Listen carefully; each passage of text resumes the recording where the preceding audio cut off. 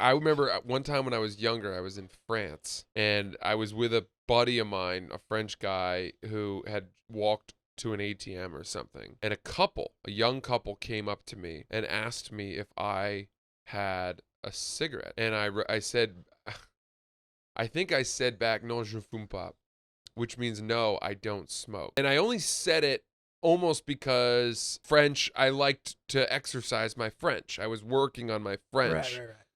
But they immediately were like, oh, you fume pas. Like, they were like, oh, thanks for letting us know you don't fucking smoke, dude. We didn't ask. They gave me so much shit. That's great. Welcome back to Oops the Podcast. All right, lots to unpack here. I got something for you. Please. Julio, I don't know where you came up with that idea. Dude, this guy was a huge turkey. What is this, Japan? Which is one of the reasons why I hadn't told you about it. No, and I also just assumed you were saving it for the pod if you were going to tell me. Yeah. Which, of course, you were. Oh, yeah. Guys, welcome back to Oops the Podcast. I am Julio, joined as ever by Francis, as he would say. Here I am, guys. Get used to it. What's up? Dude, so I had a sort of a big night yesterday. Oh, you did? Like, in the most unusual kind of way. Like, not actually, but I was intending to not do anything, stay home, which I did, go to bed early. Yeah. And That's unlike you. I get in bed at like 9:30 or 10, and I'm feeling a little restless. And I have an open bet that's the game's about to start. Yeah. And it was like two roads had diverged in a yellow wood. I'm like, what kind of night am I going to have? So anyway, I go back out on the couch. Now I have a bet that is two players, the two star players playing to combine for X amount of points. Oh, wow. Okay. You chose this. Yes. It was Jokic and John Morant to combine for, 50 something points. And I was like, oh, whatever. Like, that's a fun one. I'll just throw it on there. Our boy Che has been hot. So I'm like, Stephen Che. So got trust the data. Got a couple extra bucks in the account. Let's have some fun. And I realized, and I texted Francis this. I was like, watching a game hoping that props hit is not fun. Interesting. And I'll tell you why. I'm watching this game last night. Jokic must have executed a series of the most impressive assists I've ever seen in my entire life. Yeah. And yet I was pissed off because he wasn't shooting the ball. Yeah, right. And anytime your guys who you need to score don't have the ball, you're anxious and frustrated. Right. And I'm like, this is no way to experience this. Bet didn't even come close to hitting. And there I was. I could have been sleeping. And instead I decided to stay up to watch this bet. I didn't enjoy it at all. Yeah. And then I was watching all this stuff that was giving me anxiety. Like, I watched a video of a little kid who shot a 3-pointer backwards and made it. And I just thought, like, wow, like this, you're putting this youth coach in such a difficult position because he needs to tell you not to do it. And then if he doesn't listen, you have to bench him. And then the kid's parents are going to be pissed off. And I'm like, this guy's a volunteer. Like, this is why on earth? Well, how did you get here? Why would you coach your kid's team? Like, shout out to my dad for dealing with it and dealing with all the fucking parents and the difficult personalities. Yeah. And like, you can't make everyone happy. So one of the kid's parents is going to be pissed off that the kid doesn't play. The kid might suck. Right. Or the kid might be the best, but you still have to give the other kid some time to play too. Yeah. Everybody needs to play.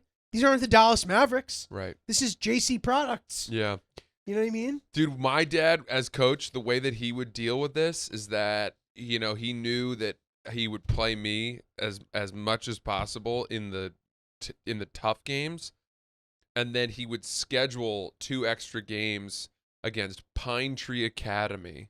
Oh, against like bad teams? And the Seventh-day Adventist school, where he would basically say, Fran, you're not going to play at all, and we are going to play everyone else. And then he would tell the parents of those kids, make sure you come to this game. Oh, that's really smart. And we would wallop these sad, weird schools. That's very clever. Yeah. My dad, they always gave him all the bad kids, quote, bad kids.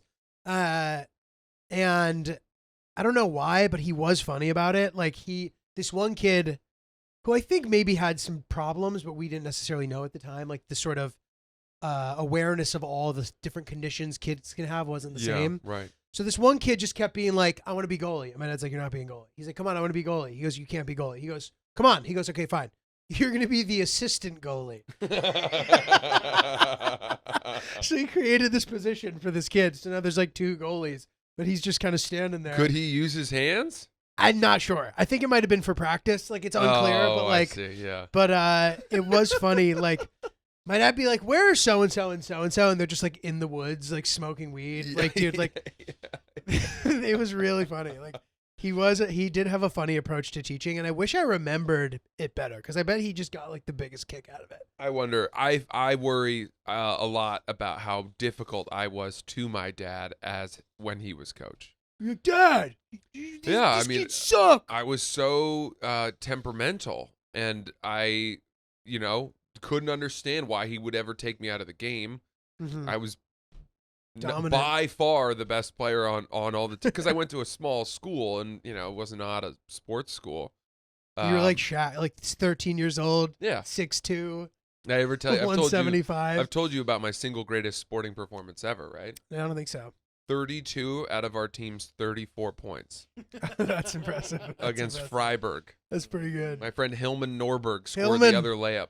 That's hilarious. And somehow at the time I was annoyed. I wasn't annoyed, but by the way, I was passing, and I know that because Mr. Dubuque, who had another son on the team and was our math teacher, who was a harsh but fair guy. He came up to my dad after the game and said, I thought he passed beautifully. But what I would do is I would pass it to someone on the wing and then demand the ball back and then drive to the hoop. Probably miss the layup, but I could jump higher than everyone. And so I would grab my own rebound and then put the second one back. Nice. Pad in the stat sheet. Some overweight, dumpy marshmallow kid on their team hit a buzzer beater that bounced off the rim 4 times and then went in to beat us at the buzzer. Oh God, dude. That's what they say, man. You gotta distribute the wealth. It's the only time in my life where I have experienced. Have I not talked about this? No. You've mentioned the performance, but not in this much detail. In my life where I've experienced what I would call the zone. Nice. The athlete zone they talk about, where I every time I had the ball, I thought, this is going in. Well, it's just easy. It was easy How old to score. Were you? I was in 7th grade. Oh, wow. Yeah. 32 out of our team's 34 points. That's insane. I had like a sort of similarly dominant performance, but in a younger age group. I think we scored 20 points, and I think I had 14 or 16 of them. This was in basketball? Yeah. I was like, I must have been like 9 or 10. Sweet. But dude, this is funny. So I'm not trying to like go tit for tat with you. Well, it feels that way. No, it's not what's happening. It doesn't feel that way. There's a reason for the needing to disclose that. So we had short sleeve jerseys at the time, and I may have told this story like briefly, but I chose to cut the sleeves to make them like frayed. Yeah, sort of like a Native American style. Oh, interesting. So anyway, like no one in the league liked that I had done that, especially like the quote commissioner. Yeah, calling him the commissioner is an embarrassment. The commissioner. So anyway, the next year they made it short sleeve, and I suspect that not short sleeve, like a jersey style, and I suspect that was why. Yeah. But it would be funny because I would like dominate, and then these dads would like want to throw me a subtle diss before also showing me respect. They'd be like, "Hey, Pocahontas." What? Good game. They said that? Yeah, hey, Pocahontas. Good game. What do you have, Trump in the stands? I know, bro. I'm just running around here like a fucking, like a star. That's pretty cool. I like that. That was pretty funny. Man, I wonder how I'm going to be as a parent. I wonder how I'm going to be. What are your worries? Well, for some reason, I'm not really that worried about becoming the rabid, foaming at the mouth parent who is just overcome by what's happening on the field. Oh, like as far as a spectator? Yeah, watching my kids play sports. But what's crazy is that seems to happen to so many parents. Yeah, interesting. I mean, there's different levels of it because like my parents didn't encourage me to play tennis. Which is unique because my dad was a tennis instructor. Mm-hmm. You'd think that they would make me start really young. I didn't. I ended up finding it anyway. And then my dad, since I really liked it, was very active in helping me. But he's still like, he was not overbearing at all. He was not like a crazy tennis dad. However, when I'd be fucking up, I could see him get frustrated. And sometimes I would see the coach go up to him and go, his name's Julio too. He'd be like, hey, Julio, let's go for a walk. Oh, really? He'd take him away from the court because I didn't like it. I didn't like seeing him go, ugh. Like if I missed an easy forehand. That's really hard. You know? That's really hard. And I'm sure it was hard for your dad too. Because he, you know, it's almost worse than being out there, is having so much investment in it, but you have no control. Yeah. You know? Tennis parents are the worst. They're notorious. And I'm not saying hockey your dad. parents are worse. No, dude. I think tennis parents of female tennis players, parents of why female tennis players specifically? There's just something that I have seen and experienced of dads whose daughters are tennis players. Interesting. Where there is a mania about it. Interesting. There's a manic and utterly compulsive commitment to the performance of their daughter, where so many of them end up being their daughter's coaches. Right. You know? But for guys too. Is that true? Yeah. The parent coach thing it makes a lot of sense in tennis for a couple of reasons. First of all, it's way more affordable. Secondly, even if you're paying someone, it's hard to get them to care enough to constantly be micromanaging your technique as you develop. Yeah. Because if you don't do that, if you have the slightest bad habit or bad technical thing, like, it limits how far you can go. Right. Which is why I hate the like, oh, if you gave LeBron James a tennis racket, see what would happen argument. You know what I mean? Because it's like, why hasn't it happened yet then? There's plenty of extremely athletic tennis players, but that's not enough. Like, there's the skill and technique element is just as important. Granted, the perfect storm may one day happen, where just some freak athlete also has incredible touch and technique, but like, there's a lot of moving parts, you know? Well, I think it's weird. I would say that LeBron, that is a fair point about LeBron with tennis. And I would also say it applies to golf too. But I do think that if you put a lacrosse stick in LeBron's hands when he was 23, you know, that within 2 or 3 years, he probably would have been the best player in the world. You think so? I think there are just certain sports that are like, when you're that athletic and that tall and that big and strong and fast. Football is one of them. Yeah, he would have been you probably could say he would have been one of the best receivers and ever. He was a very, very good football player, He right? was, which makes that easier. Course. But for football and for basketball to a degree, it's a sport where you can, if you have the numbers on paper, like, you can start later and become extremely good. And it happens. I mean, Shaq kind of started playing basketball a little bit later. He sucked in high school. Yeah. At first, I've been watching that doc that you told me to watch. Right? I'm really enjoying it. I like the style of it too. Yeah, it's cool. It's him in the big chair. Although I will say he you know, he's a little bit he's just, I don't know. I mean, he does come off to me in his career as having been kind of a bully, number one, and also. Are you talking about the thing with the trainer? Yeah, the coat, his like buddy or whatever, he punched. Yeah. He would frisk him every day after he got his cop's license or whatever. And then it's funny when we watch that part, Hillary goes, "Ooh, I don't like that part." Yeah.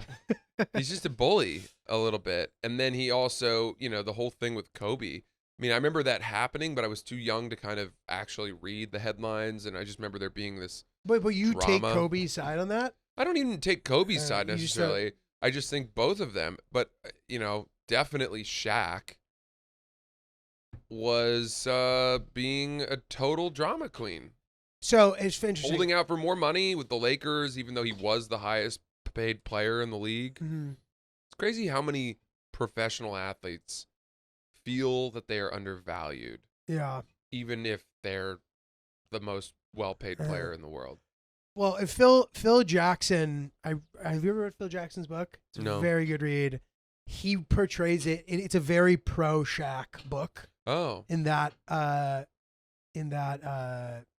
as far as that situation is concerned, which maybe makes me biased. I have never sort of like, I don't know, held him. But I agree with you. There are some interesting things about him in the show where you're like, oh, okay. Yeah. Okay, so I will say this, dude. I can say with confidence that if you put a tennis racket in LeBron James's hand when he was 23, he would not have been the best player in the world. I agree with that. It's not a game that you can pick up that like that. No, I agree. And maybe it's it's possible, of course, that if you put it in his hand much, much younger, that he could have been.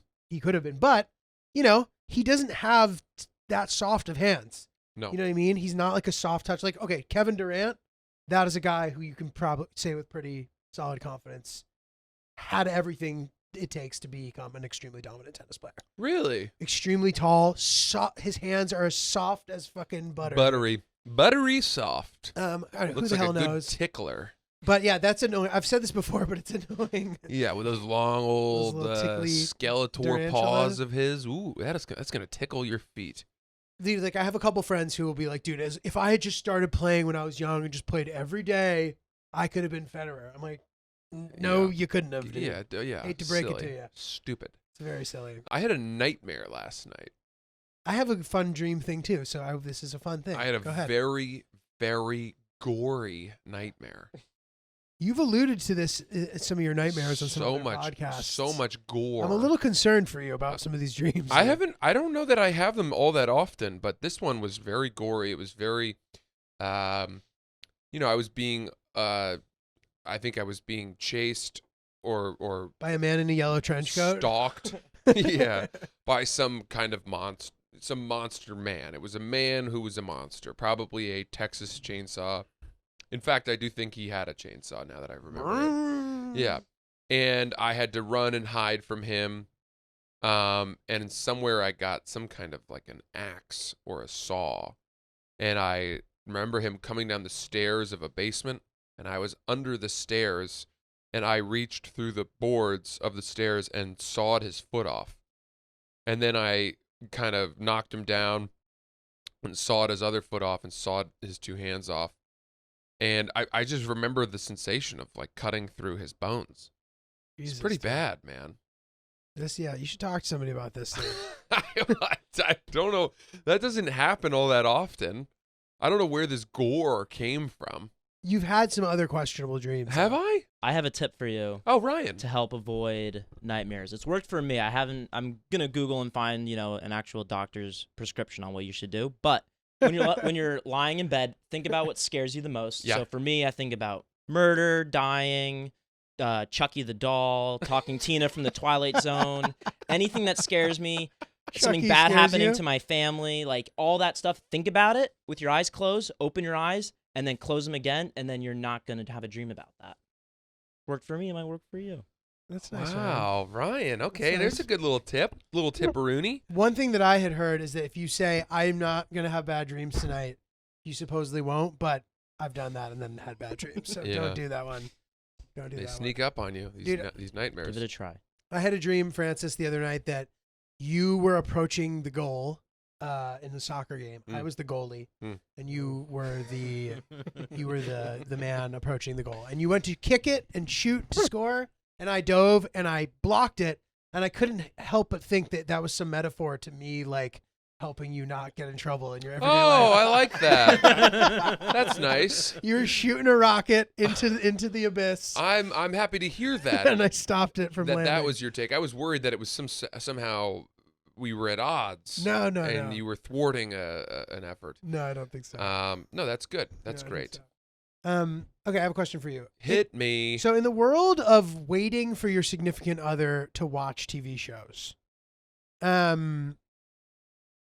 Hillary and I were watching Euphoria together, and we ended up never finishing it. And that What? was like How is that possible, dude? 18 months ago, or however long ago. Well, maybe it was less, whatever. However long ago Euphoria ended, we stopped in the middle of the second to last episode.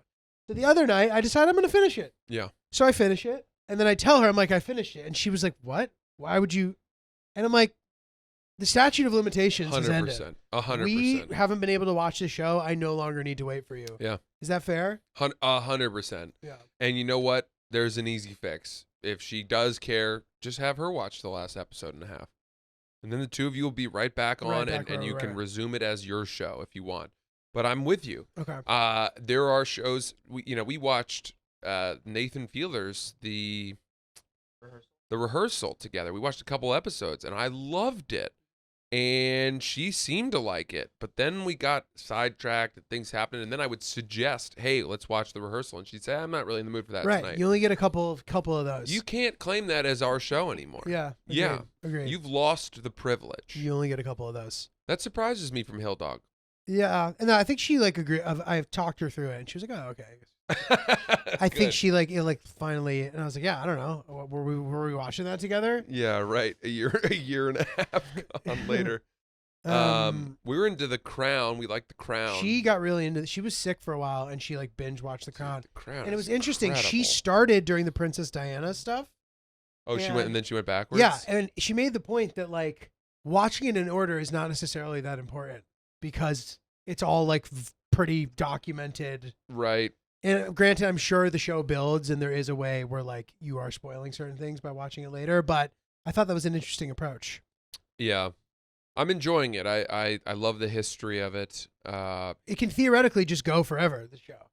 I Because guess there will that's always true. be They should Meghan should and certainly do Harry. Meghan and Harry. Yeah. By the way, I haven't watched that doc. Everyone's talking about that. haven't I don't either. care. I'm Same. done with I it. don't I care just either. don't care. Yeah. But okay, I got one. Speaking of relationship foibles, so Sierra had COVID, got over it, kicked it, has a lingering cough. Now we are in bed, and at 4 a.m, she wakes up coughing, right? Yeah. Coughing, and sits up coughing, and I'm sort of oh jeez, and then she keeps going. Now we're probably a minute and a half, maybe 2 minutes into the coughing. Consistent coughing for 2 minutes. Yeah, with, she thinks she's kicked it, and then it Right. comes back. And I say, are you okay? She goes, yeah, I'm fine. And then keeps coughing. And I said, I'll go sleep on the couch. Right? And she goes, no. Keeps coughing. And I start to get up out of bed. And she stops me, and she goes and sleeps on Mm-hmm. the couch or the pull-out sofa or something. And then the next morning, we talked about it, and she said, I said, I knew she was going to be mad about that or bothered by it. And I said, what am I supposed to do there? She goes, well, I just felt like I'd been kicked out of my own bed for coughing. And I said, no, I mean, I offered to leave, and I will leave. But we can't. What are you supposed to do? What's the protocol there? All right, so I'm not trying to feed the fire here, but Hill Dog had a similar thing. She did not have COVID. She had some respiratory whatever bullshit, and she chose to sleep on the couch the entire time. She put a sheet on the couch. Yeah, that's a hero. That's a hero. I think that the member of the marriage or relationship who is disturbing the sleep is the one who should not be in the bed. I will give you this. Like you gave her because I completely understand the argument of like, you're not feeling well, therefore you need the bed. I'll sleep on the couch. Yes. I would be fine with that. Exactly. I'm totally. By the way, if you're really sick and you can't move and the flu and all that stuff, then you deserve the bed. And by all means, if you're so sick and you're coughing, whatever, stay in the bed. I'll get out of there. But you have to be okay with the fact that the other person doesn't want to be around that. Right. I can't sleep. Right.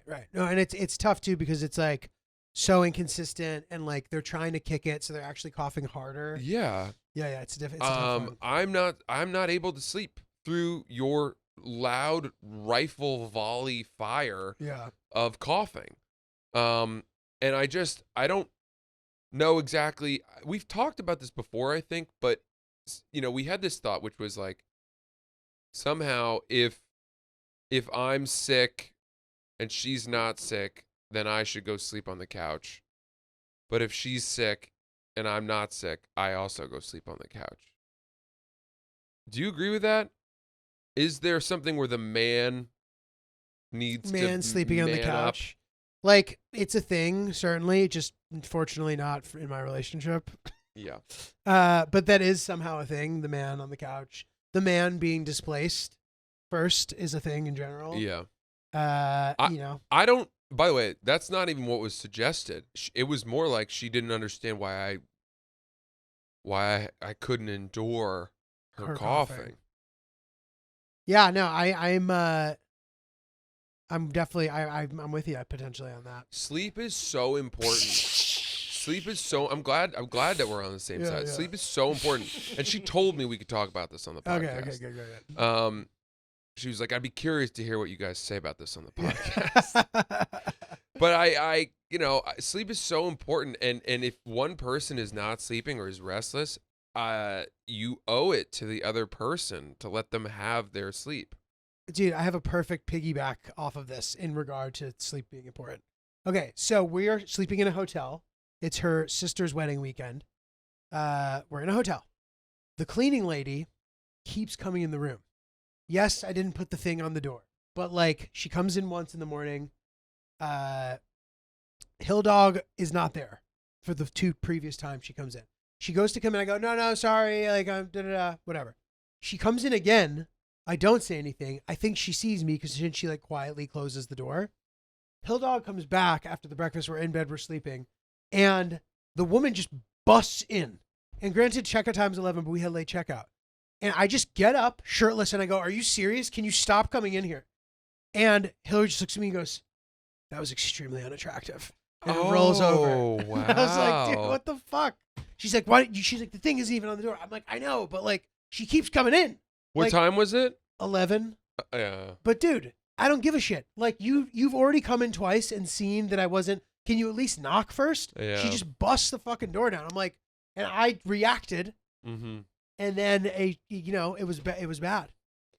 Hearing that was unattractive is a really tough burn. That's a dagger. And it almost always happens when I lose my patience in situations like that. Uh-huh. With like people that I'm encountering. I would argue that I'm typically very patient. I think you are. Absolutely. You don't talk down to people. No, not at all. but I will be like sometimes if I'm on the phone with like something and I'm frustrated, I've been wronged, I can sometimes be unpleasant.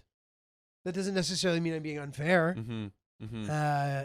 But I'm not a fucking Karen at all. You know? No. I agree. No, I think that's fair. I think you deserve that. Yes, I should have put the thing on the door, but like, come on. Right. You got late checkout till noon? Yes. Knowing that that's a thing.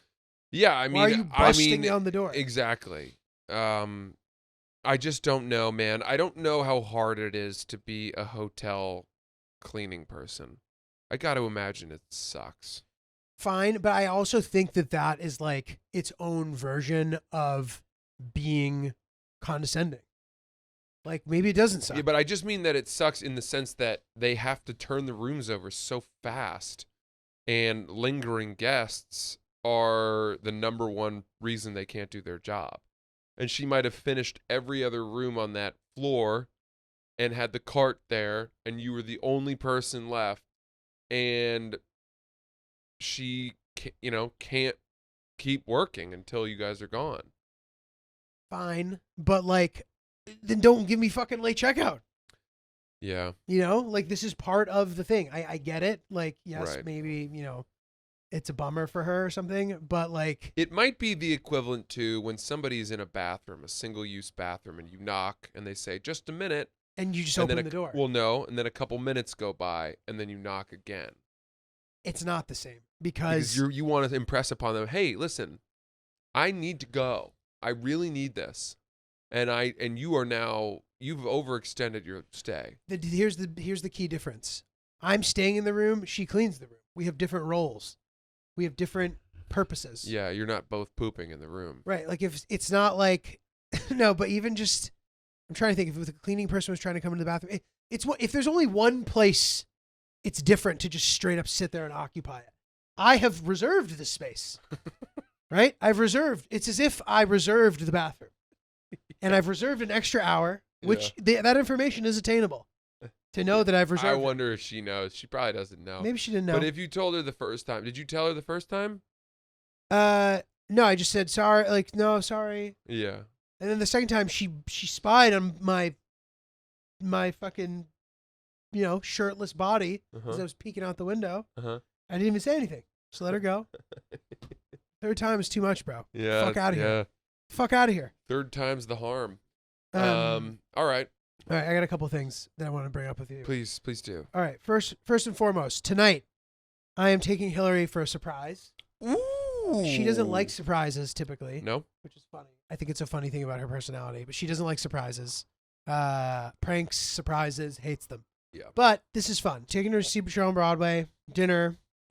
A few weeks ago, she had mentioned, hey, over the holiday, if we're not doing anything, why don't we go see a Broadway show or something? Nice. And I was like, oh, I don't know. Maybe like I said something that gave a hint that perhaps that's what I had up my sleeve. Oh, you already had it planned. Yeah. Nice. And so she has no idea, but she was like, oh, okay. So she kind of figured maybe. I'm surprised that you didn't have the wherewithal with your hijinks-oriented brain to say something to totally throw her off the scent. So that's where I'm getting. Oh. So now I've been trying to throw her off the scent. So I was like, do you have a pair of durable boots? And she's like, what are you talking about? I was like, just something that you don't mind getting like a little. But then I realized that she's going to be really mad at me if she's not dressed properly. Yeah, if she's wearing durable boots to dinner. So a nice dinner. So she's like, honey, what do you mean durable boots? She's like, well, what do you want me to wear? I'm like, and then I was like, well, think like combat chic. You're trying to bring it back. Yeah, combat chic. So here's my question. Now, I forget, I've only been to a Broadway show one time. Is there some sort of dress thing? People tend to dress a little nicer, yeah, right? I would say that Hillary will probably want to be dressier for the theater. Okay, so she actually believes that we're leaving the city initially because to go what, spelunking or no, something? because the activity is later, but she doesn't know that we're going to go to dinner before. Uh-huh. So once we go to dinner, she might know, but I asked her this morning if she'd be willing to wear a blindfold, and she's like, absolutely not. Yeah. Yeah. Yeah. So how should I advise her dress-wise? Dude, I don't know. I that's tricky because durable boots is so extreme. It's really extreme. It's so far away from what she would want to wear to what you have planned. Totally. But she has these boots that she's bought. She has them in 2 colors. And that is sort of what I have in mind. So I'm going to try to maybe she can wear those and wear like a nice outfit. Uh-huh. So I'm hoping that she can figure something out in that regard. But I'm going to have to. Are they dressy? Are they dressy boots? Yeah, they can be. They can kind of go either way. Oh, man. I see. How good are you at knowing women's fashion? Not good, dude. Me neither. Not good at all. Very bad. Yeah. I don't even know what a halter top is, dude. I've heard it.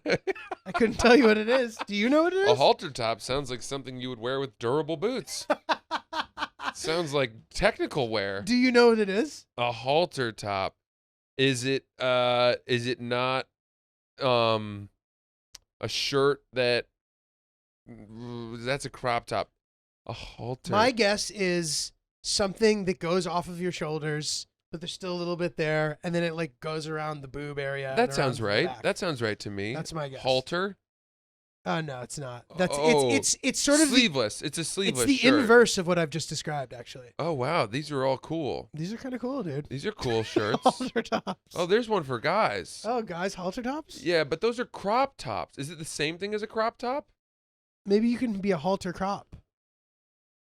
Okay. I think my guess is that it's just a shirt without sleeves. Sure.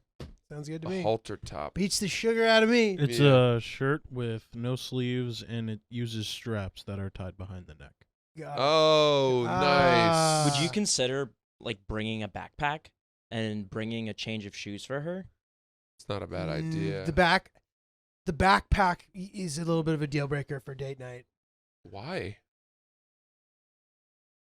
Because if it's still a surprise and she doesn't know you're going to dinner, she might think you're doing like an adventure thing. Yeah, it'll seem like I'm bringing supplies. Yeah, but that for some sort of that hike. that deepens the ruse of yeah, that's true. Durable boots. That is true, but I still don't want to bring one.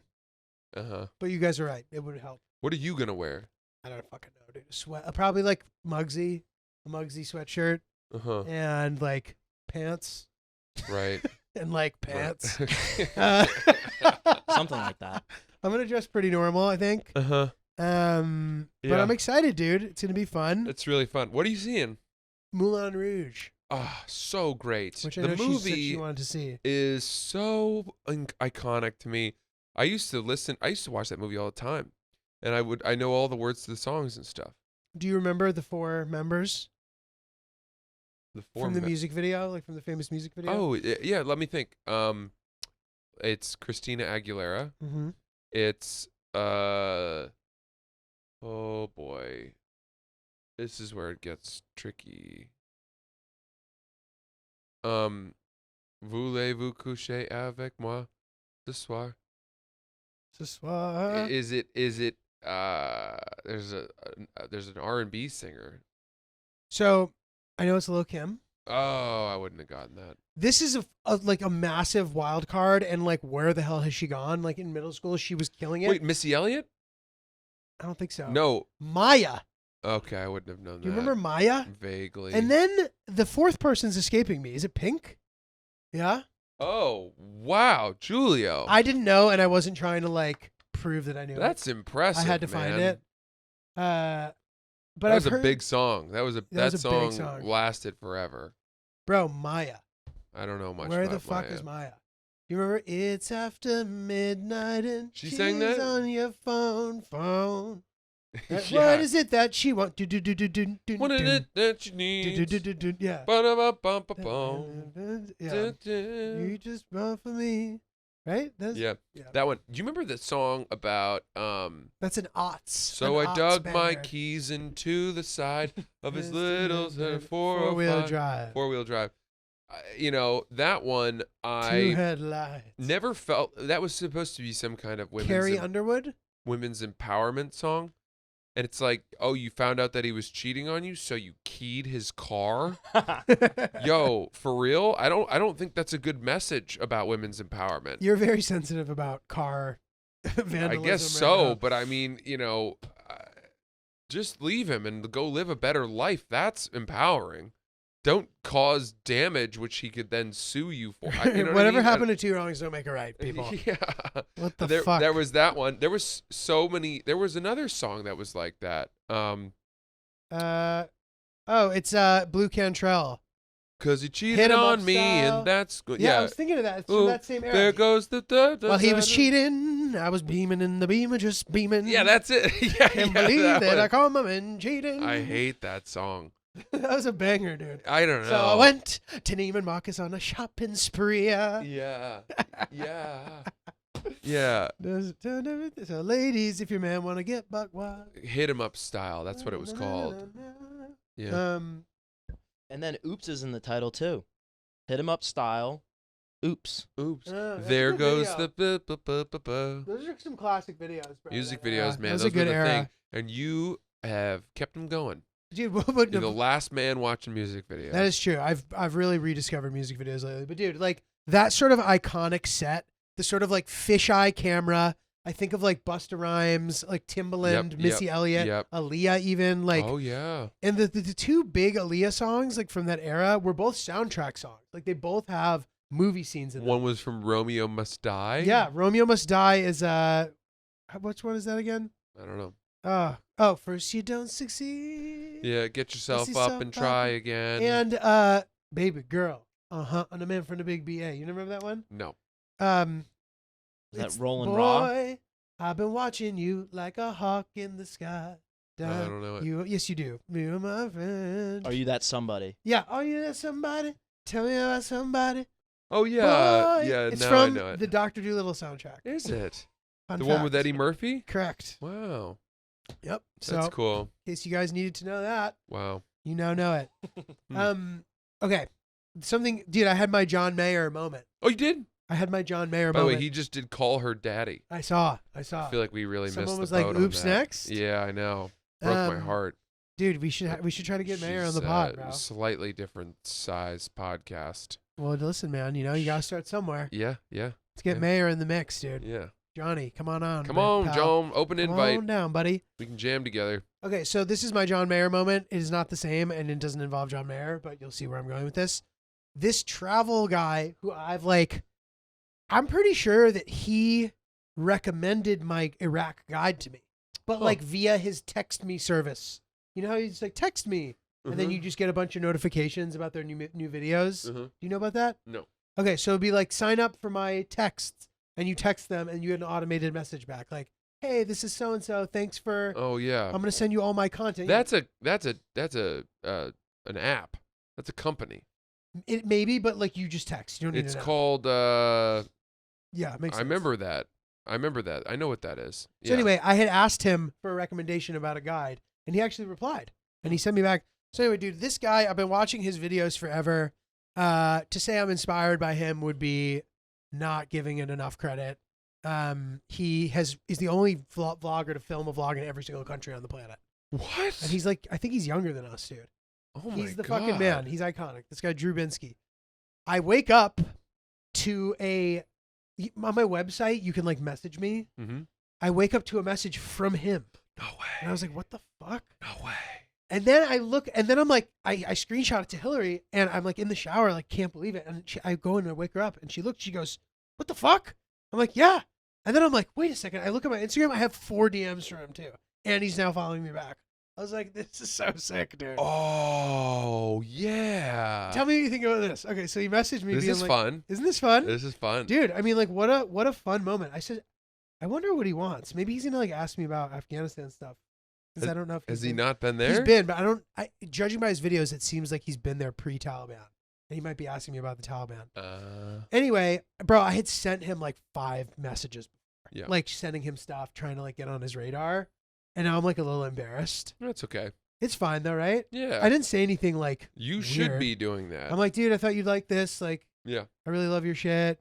I asked him some logistical questions. I don't know. But yeah, dude, he's like, dude, like, love your stuff. I'm like, this is so sick. Wow. Right? Isn't that fun? That is great. Is it like weird of me to bring this up? No. This is what we do. We celebrate friendships. But this is fun, dude. I mean, this is like, what a fun moment. Like, I sit and watch this guy's videos all the time. Yeah. Yeah. What's his, do you have a craziest place for him that he's gone or best video? Dude, he's done so much cool shit. Okay, he did this one thing where he rode in this like coal train across the Sahara Desert in Mauritania. Whoa. You just jump in the train and can ride it overnight. Like, it's a thing that travel people do. But he like filmed that. He filmed in North Korea. He filmed Wow. his Iran stuff is like super comprehensive. I watched some of his Iraq stuff to try to like get inspiration, and he literally recommended my guide. Wow. So pretty fun. Pretty fun. Very cool. Right? That is awesome. Fun Congratulations on Thank that. you, dude. That's a nice, it's like sort of a sensei Totally. bowing to you. Yeah, totally. It's dude. cool. Yeah. That is thank very you. cool. Thank you. So, dude, I don't know what I was doing last night or how I got into this wormhole, but I became convinced that I had heard that like people in the NBA never liked Karl Malone. So I was trying to find articles about it. I'm like looking on Reddit, and like I can't really find much. But I eventually find this scathing article that's like, Karl Malone's the worst person who ever lived. And it was like published, and I'm reading it. And like, if you want to get your point across in a smear article, like, you need to pump the brakes a little. Because as I'm reading this, I'm sort of like, what did Karl Malone do to you personally? Right. It's reading like a bad review that's so bad that you don't even take it seriously. Right. You know, it's like, oh, you think that's bad? Well, then he did this. And it's just Right. like pretty standard stuff. It's like, he reconnected with his kids when they were 17. I'm like, that is like a very standard professional athlete story. Yeah. You know what I mean? Yeah. And also, he did reconnect. That should be a point in his favor. Right. Yes. You know? Totally. And then they spelled something wrong. Oh. And I'm like, you have completely lost all me. your credibility. Yeah, it's just a hate letter. Right? That's Yeah. that's an article written by some adult autograph seeker who Karl Malone shunned. Right, literally. Right? Yeah. And then Shaq, dude, this is funny. I found something about how Shaq used to not like him, and then he eventually liked him a lot. And his initial explanation, he goes, you can't trust a country boy like that. I know. So that is the thing about Karl Malone, is that he does live in the woods and Right. hunts. He's like it's not like city kids. He's like, They wear jeans. And he was the things he was listing were so fucking funny. They wear jeans and this and that. I'm like, dude, that is so fucking great. Dude, the thing about from the Shaq documentary that really I didn't know was that when Kobe had his sexual assault case happening and was all over the media, Kobe said that Shaq had paid women off Oh yeah. to Not cover say up anything. his own indiscretions and sexual whatever Uh-huh. issues, which I mean that to me explains why those two would have really disliked each other. I mean, that is the ultimate. Like, that's like you and I both like do something fucked up that has nothing to do with each other. You get caught and then you tell on me. Yeah, That is so not cool. it's not if cool. that's really how that went down. Yeah, that is bad. That's bad. Dude, one funny Shaq thing that wasn't in the documentary, but it was in either 30 for 30 or something. He said that in his career, the only person whose skin he could not get under was Hakeem Olajuwon. Oh, And Hakeem Olajuwon used to like dominate him too. Like is that right? they allude to it a little bit, but I think they swept the Magic in the finals that year that they made Yes, the finals. that's right. They did. And he said that he'd like try to play dirty with Hakeem too, and Hakeem would just be like, "Nice elbow, big fella." Like he just Mm, didn't care. I'm like, "Oh, that's yeah, sick." he's got that sort of grace, that above it allness. Yeah. Hakeem won the MVP, I think, twice. 1994 and 1995, right? So, yeah. Um, The 2 years interesting. where Michael Jordan was like out of the mix. Right. They won 2 in a row, I believe. Right. Okay, dude, I had this thought the other day. I asked a man for a lighter on the street, and he was a guy who sort of looked like sketchy, but he immediately gave it to me. I believe that asking a person with a lighter for a lighter is like the highest chance you have of experiencing a good side of a person. What do you mean? Nobody with a lighter will ever say no to, do you have a light? Right. If they're, especially if they're smoking. If you just ask them for a lighter and there's no reason why they would, it's a different story. Uh-huh. But like, if you see a guy smoking and you're like, dude, do you have a lighter? I don't think in the history of smoking or needing a lighter has the person said no. Yeah. They immediately say sure. You try, you say thanks, they say no problem. Interesting. It's funny you say this. I remember one time when I was younger, I was in France, and I was probably 18. And I was with a buddy of mine, a French guy, who had walked to an ATM or something. And a young couple came up to me and asked me if I had a cigarette. And I said, I think I said back, non, je fume pas, which means no, I don't smoke. And I only said it almost because French, I liked to exercise my French. I was working on my French. Right.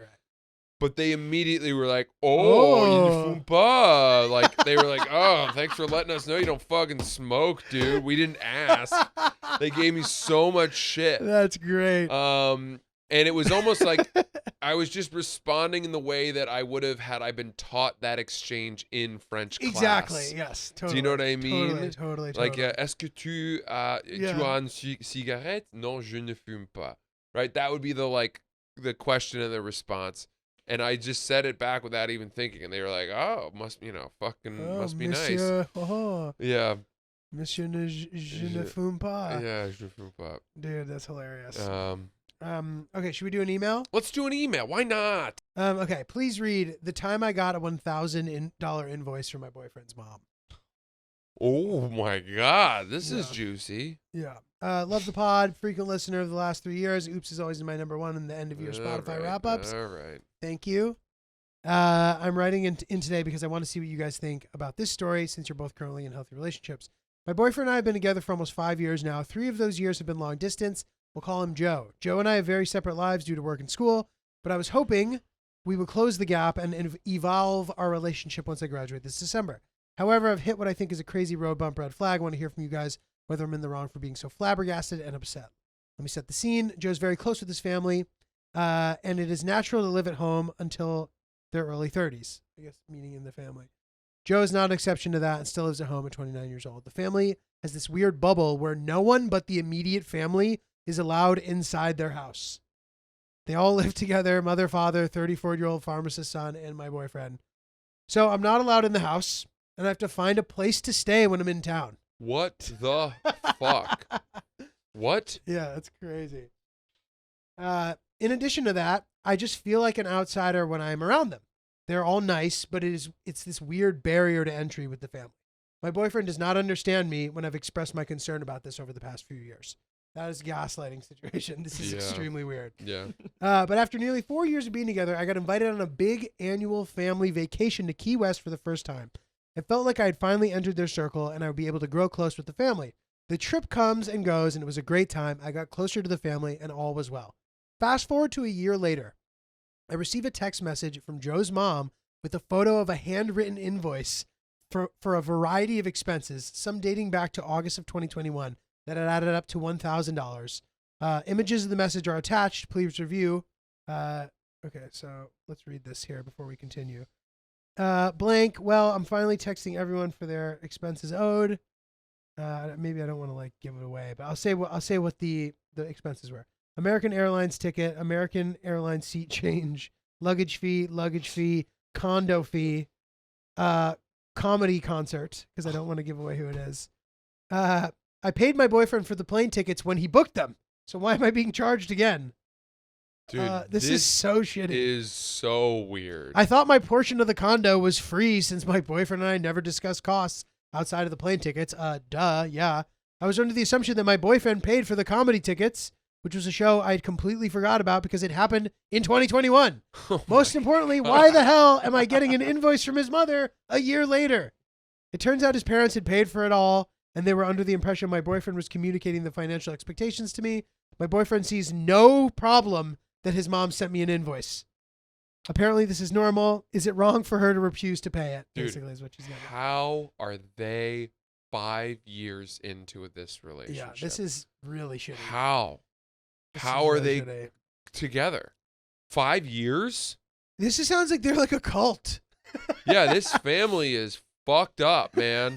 The reason they're not letting you into their house is because the walls are covered with beaver pelts and human scalps and all kinds of feces markings and Yeah. maps to treasure. What the fuck's going on? Get in the out of house? there. Sounds like one detail away from being the next Jordan Peele movie. It does. Yeah, seriously. This is really strange. Yeah, is this like is your boyfriend's parents fucking Warren Jeffs? Why would they not allow her in the house, do you think? I don't know, dude. Are they practicing polygamy and banging each other? I don't like, dude. That's a dark detail. Yeah. That's a dark detail. There's no world. I don't know anyone on earth that wouldn't allow someone not in the house. You know what I mean? Right, like even if you're COVID crazy or something, like you could make them get tested or something. You know? But it's the fact that the rule is nobody outside of the immediate family did they say it was because of COVID? No. And they're going on vacation together that's and really shit. bad. The vacation thing is really weird. Holding her accountable for all of that. It's really fucking weird. And then dude. the worst part to me, the nail in the coffin, is that the boyfriend sees no problem with this, which means that he's so indoctrinated to his family's way of thinking that he's never going to change. And you, miss, have got to end this relationship. You have to. The boyfriend needs to be against this behavior. This is The fact that he's sponsoring it means you need to get away from it. it's too. I agree. irreconcilable. That is an irreconcilable family. I'm so sorry. And yeah, exactly. You have to get out of this Yeah, relationship. like even if the not being allowed over thing, that could be gotten over if the boyfriend's like, listen, I know it's fucking weird. I'm Dude. sorry. I love you and I'm a great partner. Fine. But like, she's also already paid for the ticket. Bro, There's so many things that are weird. Why would they be a family that would allow the son to bring his girlfriend on a family vacation with them, but not allow her in their house? What is that?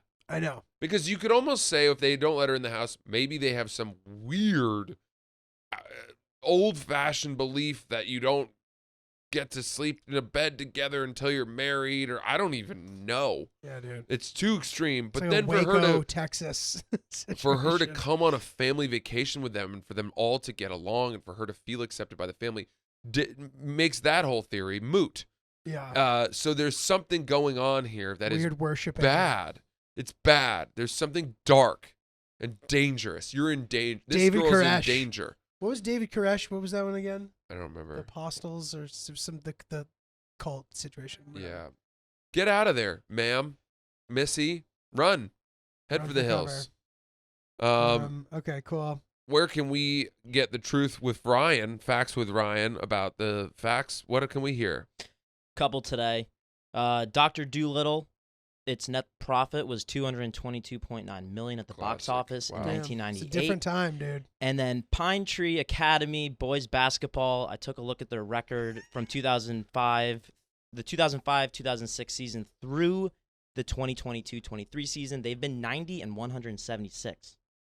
They've All maybe right. improved a bit. Not great. I had an idea we do a little role play to close off the Let's show do it. between you two. Let's do it. Oh. Either a scenario where the girlfriend is convincing her boyfriend to not approach Francis's car, or we have the girlfriend from this email that we just got calling the boyfriend's mom to talk about the invoice. Oh, wow. The girlfriend calling the mom? Yeah. Okay, let's try that one. Who do you want to be? Who do you want to be? I kind of want to be the mom. Okay, then I'll be the girlfriend. Okay. I'm calling you. Yeah. Hi, Ange. Hi, sweetie pie. What's going on? Well, I'm well. Mark and I are just cleaning up and having a quiet Saturday. Oh, that's fun. I would totally let you come over and help us clean up, but you're not allowed in the house, so. Yeah, I know. No, I know, of course. You know how we are. Yeah. We got the pressed flowers that you sent Oh, in did you like that them? card. They're so lovely. I had not seen dehydrated tulips. Yeah, we were able to preserve them. Yeah, there's actually quite a bit of taxidermy in the house as well. We're really good at preserving things. I'm from so nature. curious. I hope someday to see what you guys have got cooking in there. Someday, know. maybe. Well, I'm actually calling because I also got the invoice that you sent. Oh, you got that. Great. I did. And I guess I didn't understand when we went to the Bahamas that I would be expected to pay for some of these things, or Mark had told me that he was paying for our flights, and I didn't realize that you had paid for them. So I didn't know that I'd kind of be on the hook for a lot of this. Oh, so I suspected Mark had forgotten to disclose some of this. Yeah, I know. We know I how he is. suspected. We I'm know. really sorry, sweetie. And yeah, we had told him to sort of be upfront about it. Now, listen, if you need to take time to pay it, that's totally fine. Don't worry. I guess I don't. It's not even so much the time as it is, for example, the two baggage fees and the seat changes. I had I been left to book my own flights, I probably wouldn't have needed to change seats, or maybe I would have packed a little bit lighter. And I'm curious why you didn't, if you don't mind me asking, why you didn't run those sorts of things by me. Oh, well, sweetie, money doesn't grow on trees the way that those lovely flowers we sent you in that card do. But, no, I mean, we thought that Mark had sort of disclosed some of that with you, and that's a good point. I agree. And maybe we'll have him be on the hook for that, for some of the seat change fees and the luggage fees, okay? Yeah, look, I had such a lovely time, and I don't Oh, mean that's to, great. We did too. I don't want to cause any kind of an issue, of course, but is there no part of you that finds it a little, I guess, I don't know. I hadn't assumed a year after the trip that these costs would be expected for me to reimburse. Does that make sense? Oh no, totally. But like we already said, that was Mark's fault for not disclosing that, and in the future we'll make sure that we communicate better so that we avoid this situation.